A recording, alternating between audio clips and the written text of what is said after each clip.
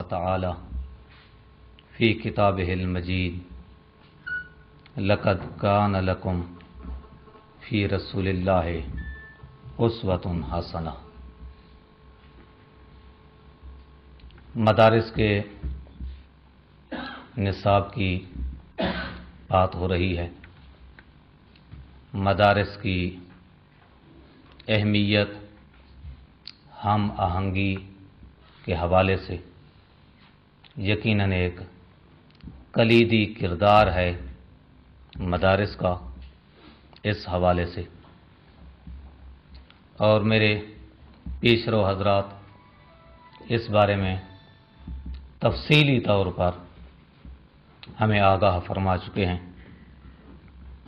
دیکھنے کی بات یہ ہے اس 10 منٹ کے اندر جو میں نے اپنے عرائض پیش کرنے ہیں کہ سرکار رسول ثقلین صلی اللہ علیہ وآلہ وسلم کو اللہ تبارک و تعالی نے ہمارے لیے نمونہ قرار دیا ہے۔ معلم ہیں اور معلم انسانیت ہیں، معلم کائنات ہیں۔ اگر کوئی اپنے آپ کو معلم سمجھتا ہے تو دیکھے کہ مدینہ کی اس عالمی انٹرنیشنل یونیورسٹی میں اس معلم نے کس انداز سے تعلیم دی۔ معلم کو اپنے اندر ان چیزوں کو اجاگر کرنا چاہیے۔ سرکار رسالت مآب کے زندگی کے اندر جو چیزیں ابھر کر اور بہت نمایاں طور پر سامنے ہیں، سرکار کے اندر برداشت بے حد زیادہ ہے۔ جس طرح کہ حقانی صاحب فرما رہے تھے، حسن خلق کے نہیں خلق عظیم کے مالک ہیں، اور ایسے خلق عظیم کے مالک کہ اللہ نے اپنی 2 صفات جو اللہ کے لیے ہیں وہ ہمارے اس نبی مکرم کے لیے بھی اللہ تبارک و تعالی نے فرمائی ہیں، بالمؤمنین رؤوف الرحیم۔ تو اس جیسی صفات پیغمبر خدا میں موجود ہیں، اور برداشت اس قدر ہے کہ مشرکین مکہ پہ جب سرکار کو فتح حاصل ہوتی ہے تو ان سے پوچھتے ہیں کہ آپ مجھ سے کیسے سلوک کی توقع رکھتے ہیں؟ تو ان کی طرف سے جواب آتا ہے، اخ کریم ابن اخ کریم، آپ خود بھی ایک کریم بھائی ہیں اور ایک کریم باپ کے بیٹے ہیں۔ تو سرکار فرماتے ہیں کہ آج میں وہی کلمات کہوں گا آپ کے لیے جو میرے بھائی حضرت یوسف نے کہے تھے، لا تثریب علیکم اليوم انتم الطلقاء، جاؤ آج تم پہ کوئی حرج نہیں ہے، تم سارے کے سارے آزاد ہو۔ یہ اخلاقیات پڑھائے نہیں جا رہے، بتائے جاتے ہیں، پڑھائے نہیں جاتے۔ باقاعدہ اس کا نصاب ہمارے پاس موجود نہیں، اس کے نصاب کی ضرورت ہے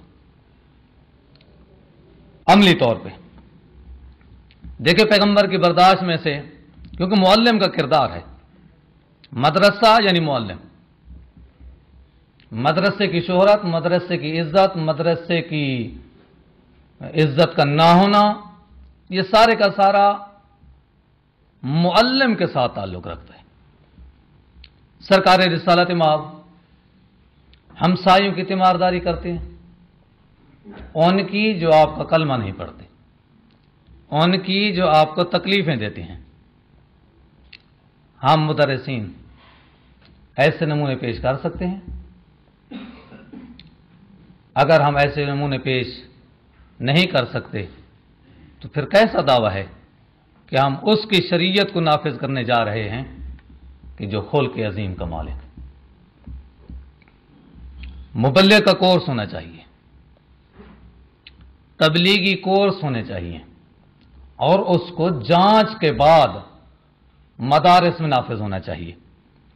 قرآن مجید کی آیات 6000 کچھ ہیں، لیکن ان میں سے وہ آیات زیادہ نہیں پڑھائی جاتی جن آیات میں تدبر ہے، जिन आयात में तफक्कुर की दावत दी गई है, जिन आयात में इस कायनात को समझने की बात की गई है, जी हां, नमाज अफजल तरीन इबादत है, इसकी बात होनी चाहिए, रोजे की बात होनी चाहिए। कुरान मजीद का हिफ्ज बहुत अच्छी चीज है, लेकिन कुरान मजीद का हिफ्ज ये वसीला है इस कुरान पे अमल करने का, हदफ नहीं है।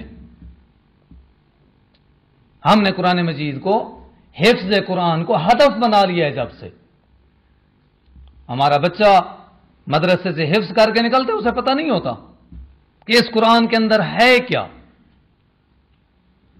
यही वजह है कि जितने भी अच्छे पढ़े लिखे स्कॉलर किस्म के लोग हैं, उनमें तासुब नहीं होता।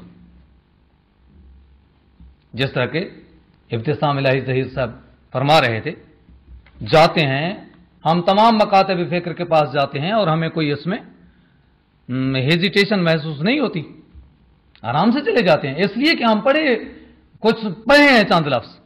इस वजह से लिहाजा जरूरी है कि मदारिस के अंदर इन चीजों को, वसाइल जो हैं उनको वसाइल रहना देना चाहिए।